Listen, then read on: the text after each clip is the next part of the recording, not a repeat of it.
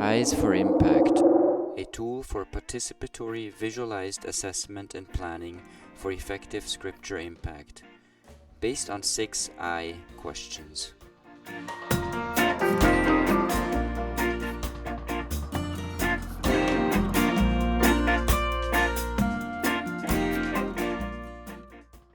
There are a number of approaches to scripture engagement strategizing which do a good job in highlighting the factors that must be taken into account for effective scripture impact, such as Wayne Dye's 8 Conditions for Scripture Engagement or SIL's Scripture Engagement Guides. However, in my experience, most of these models do not provide a great deal of practical help to decision makers operating under time pressure with limited experience and limited resources. Such guides provide an overview over the many factors that need considering, but as a result, they tend to help with what or why questions, but the how question remains highly elusive. As a result, only a small percentage of decision makers actually have the time or ability to apply such guides to the concrete ministry needs that they face. This is where Eyes for Impact comes in. Eyes for Impact is a planning and prioritization tool that uses 6 questions to assess and plan activities to ensure that maximum engagement takes place.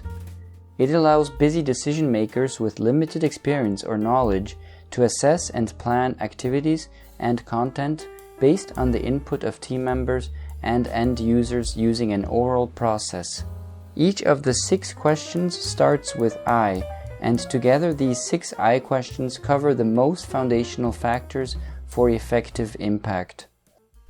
In today's Eyes for Impact lesson, we're going to look at the 2 questions Identify with the content and Integrate into media habits.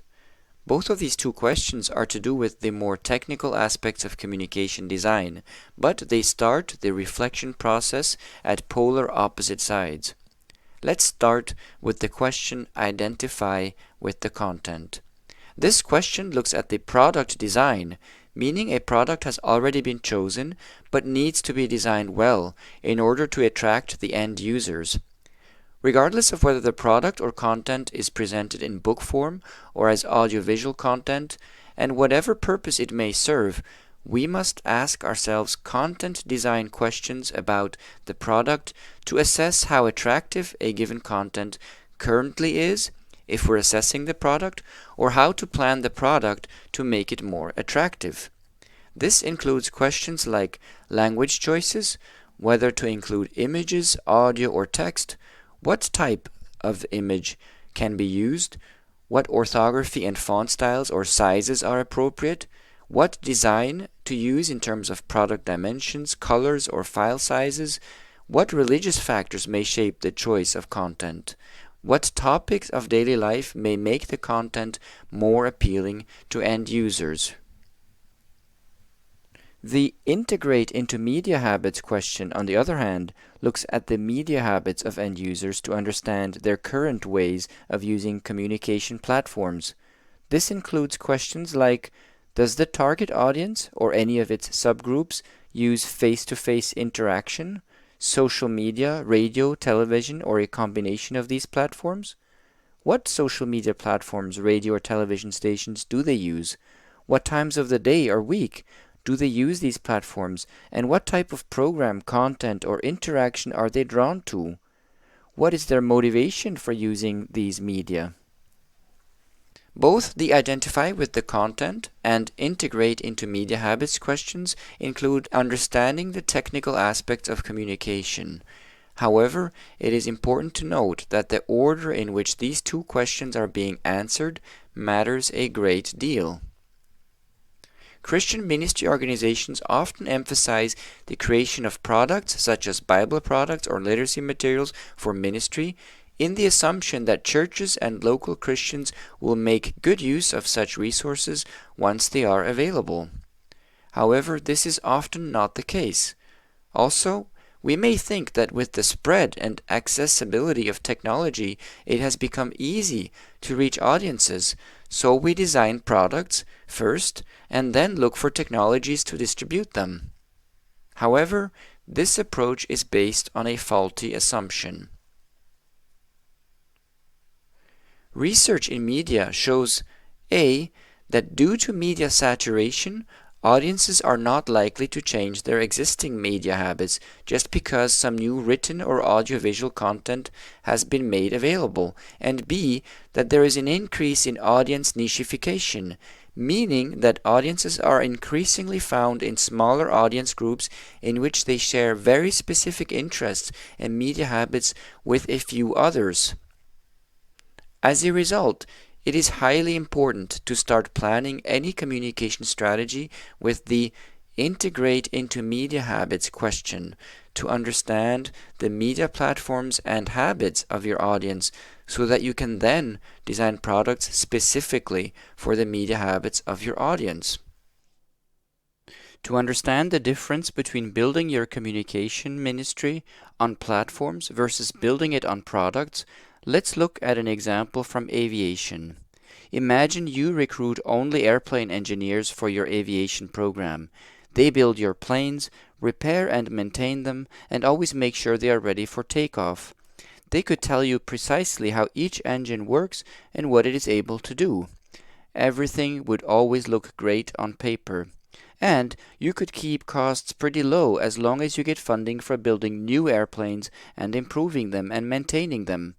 You would not even need to spend money on hiring pilots, airport fees, insurances, or fuel. The only problem would be that you would have no passengers and no way of knowing if your planes are suitable for your aviation program. Sadly, this is how many ministries run their media programs, with an emphasis on products and technology and very little investment into how that technology can be made useful through daily interaction with the end users. If you want your services to be of use, you will want to take an approach that is built on your customers' needs and habits.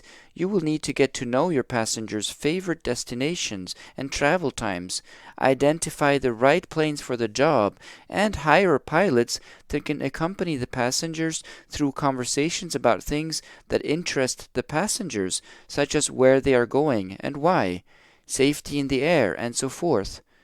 You would not want your pilots to talk at your passengers the whole way about the airplane's electrical or mechanical systems, but rather ensure you really get to know your passengers and that they get to know you and your love for them. This metaphor describes how building media ministries on the platforms that your audiences use in their regular media habits, be it radio, social media, television, or podcasting, to name just a few, can build the trust and authenticity that is needed to get conversations about God off the ground.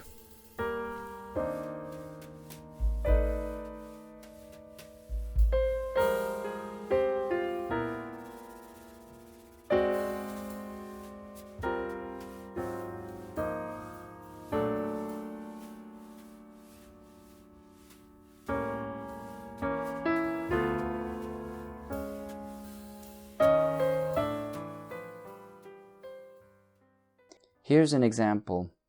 A team has published an Old Testament app which includes text, audio, and images in the Mambila language.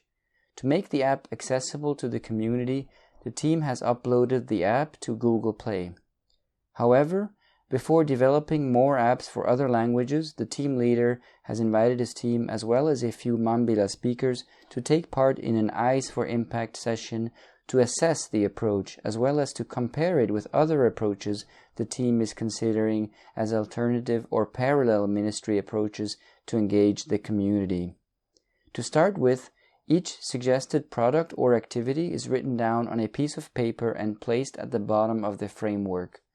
Making the process visual through note-taking is highly important as it allows everyone to see how their input is shaping the decision-making process, including people who may be illiterate.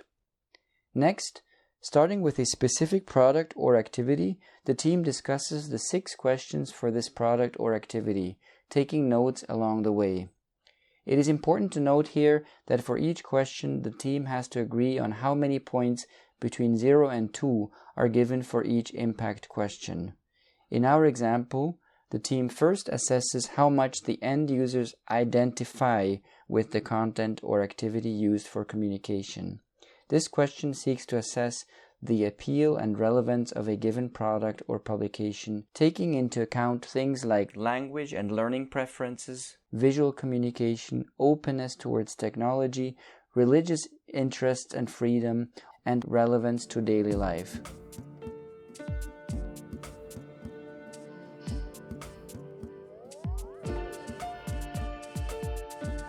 In our example, the team discusses this question and notes down the following positive and negative points.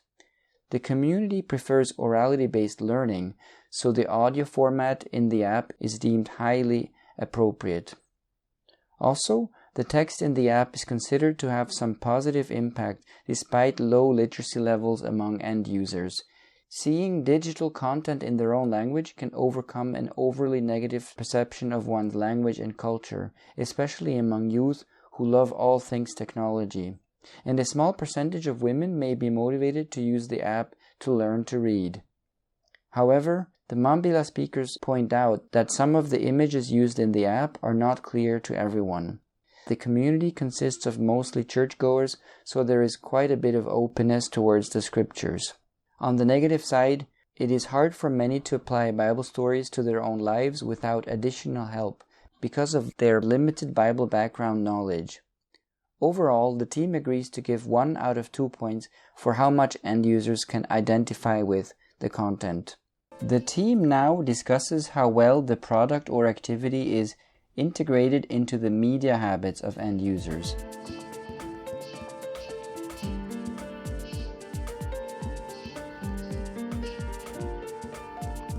Ideally, if we were to plan a new activity and product for a target audience, we would start by researching the media habits of the target audience so that we can design a product and activity around the result. This is because we cannot expect people to change their media habits to make use of our content, especially if we do not create a significant amount of media content on a regular basis to satisfy the daily media consumption needs of our audience. In our case, however, the team is assessing an existing product, and so in some ways it is not surprising that the team ends up having to give the app 0 points for integrated into media habits.